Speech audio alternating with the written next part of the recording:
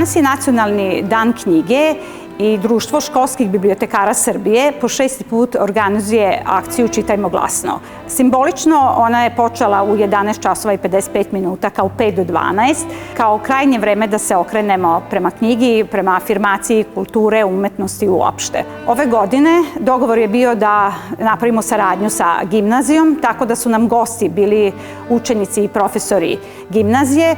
Cilj akcije jeste promovisanje knjige, kulture, pismenosti, ali i druženja, susreta mladih ljudi i naravno jačanja saradnje među bibliotekarima i zaposlenima raznih škola.